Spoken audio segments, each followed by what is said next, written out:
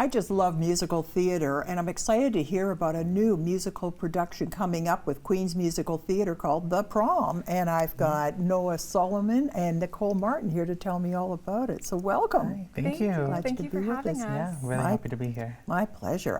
Now, I've got to admit, I don't know this play at all. I thought I'd seen every one that was out there, but I don't know much about it. Yeah. You're the lead. Yes. Tell me about it. So I play Emma Nolan in The Prom. She is a high school lesbian living in Indiana.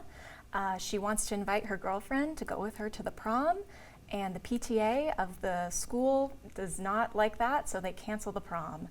So the whole play sort of focuses on getting this prom to go on and getting back together, and there's these Broadway people from New York who come in and try to help her and make this prom happen, and there's a lot of like hijinks that happen throughout it, and it's just such a really nice feel-good story about learning to accept yourself, learning to accept others, finding empathy for people, and I just think it's such an important story to be told. It is, and I think this is based on a true story, isn't it, Noah? Yeah, actually, there was, this all happened for real, and then there was a play that was created based off of the story, centering around 2 male students. And then when it was being workshopped for Broadway, they decided to change it to 2 female students and turn it into a musical. Okay, because I do remember when this was, I'm going to say the 80s? I believe so. Yeah. Yeah. So the costuming must have been an interesting choice. Are you placing it in the 1980s or more modern? The Broadway musical is set in about mid-2010s. Okay. To kind of bring like the modern feel to it, that what happened in the 80s is still happening now. And we're still facing similar issues today with like inclusivity and diversity. So I really wanted to bring the modern feel to the production to really give the audience the chance to realize that what's happening in the show is actually still happening now. I'm almost disappointed that we're not getting into the big skirts and the and the big hair of Yeah, the absolutely. 1980s. That would be beautiful. Yeah, I might have to do it next time. I think so. Yeah. And what did you find was the biggest challenge you faced as the director? Oh, wow. Really just getting the chance to be able to show to the audiences and to like the production team the vision of the show. There was a movie that was created and people started to kind of gain traction about what the story is, but a lot of people don't actually know what the musical is itself. So really just introducing it to everyone was a little bit of a task, but once everyone heard the story and knew what we were doing, everyone is so on board and so excited to get working. I like to think in this day and age that this sort of thing is ho-hum, so big deal. You know, you've got a same-sex couple going to a prom.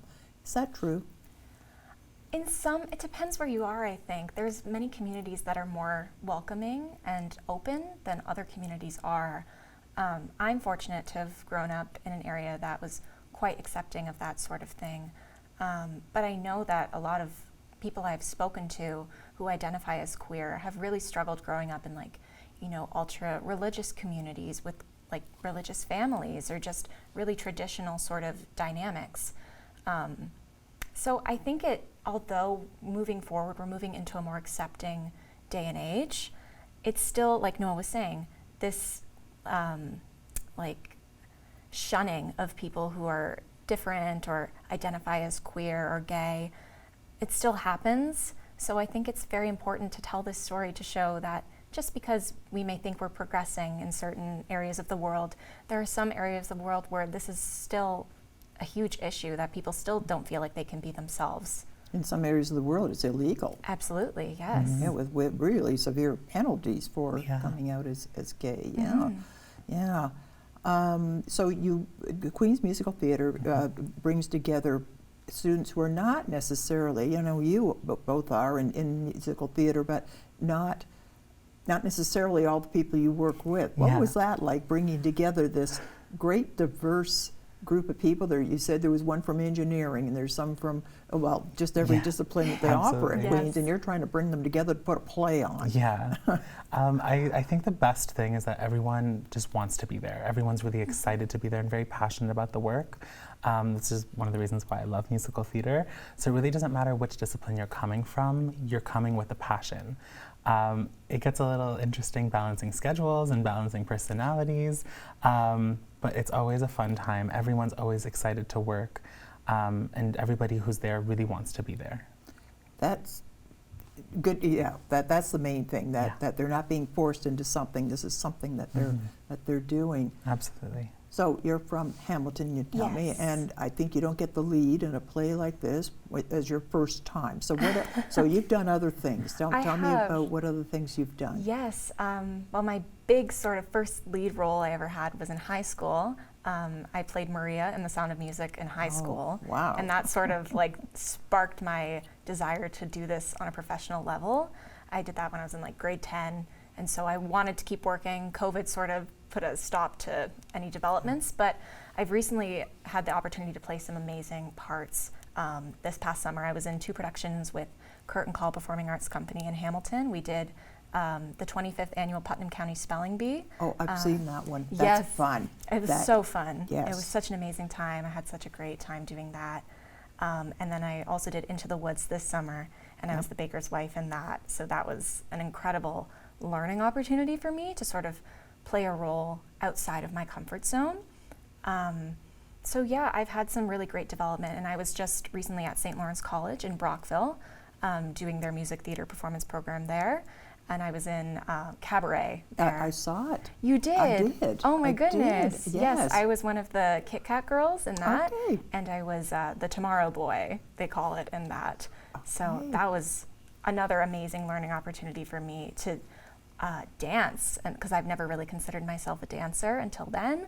So that was really incredible. I've just had such amazing opportunities to learn and grow as an artist. And so much ahead of you. I hope so, yes. Yeah, really tough. It's a tough business, but Yes. right. Okay, and this is not your first attempt at directing, I've got a feeling. Tell me about your background. This actually is my first time directing. Really? Yeah, absolutely. I come from a performance background. I've been in musical theater for 14 years. But this is the first time I've ever decided to try to direct. I've always designed, performed, done stage work, but I decided to take on something new for my last year. Good for you. Wow. And then you find out that the issues that you have been presenting to the directors all these years Yes, is suddenly is now coming back to haunt you. It's all coming back to me. Yeah, absolutely. So what are some of the other productions you've performed in? Yeah, I myself also have done a production of cabaret. Good. I've also been in a production of Spring Awakening, Grease, The Wizard of Oz, Into the Woods, High School Musical 3. That was a side production. Yeah, a multitude of productions. I've had the greatest pleasure of working with such amazing people over my life. Yeah. And each chance, you just get that much better every time you get an opportunity. You just get that much stronger. I try. Yeah. Right. Absolutely. It sounds like a wonderful play, and it's on Queen's campus. Yes. I think it's one of the original buildings, isn't it? Theology Hall. It is. Yeah. Theological Hall. It used to be the church. Yeah. Right. Yeah. And there's a main stage, but you're in the rotunda, which is a smaller. Anyway, it's still a wonderful facility. Yeah. It's more intimate. Yes, absolutely. Yes, It's a beautiful round space. It really welcomes community and just beautiful, close storytelling. Yeah. Yeah, I like the atmosphere of that venue. Absolutely. And when is it? It runs January 18th to the 28th. We have a preview on the 18th, which is a pay what you can, and then from the 19th to the 28th, tickets are, I believe, $17.50 per ticket. We have shows at 7:30 p.m. and also on weekends we have matinees at 2 p.m. So lots of opportunities to see the show. That's right. And I just a little criticism, but I always find it hard to find tickets. Hard not to get tickets, but just the whole online. It's not really that user-friendly, to be Yeah, honest with absolutely. you. I know that's not your thing, but you know, just saying. So you go to the website and then Yes. try to maneuver your way through. Stick Yes. with it. You will get tickets, but it's not as easy as you could make it. Yes. And if there are any questions, if there are any concerns, you can always reach out or try to reach out to our Instagram page, which is Queens Musical Theatre. And if we receive a message, then we can try to help get tickets for people as well. Oh, that's good to know. Yeah, I just may absolutely. do that. I'm so looking forward to this, and I'm going to be looking for you, and and you'll be behind the scenes, but I'll be thinking of you. Thank you so much. Thank you so much for coming in. Thank you for having Yeah, us. so right.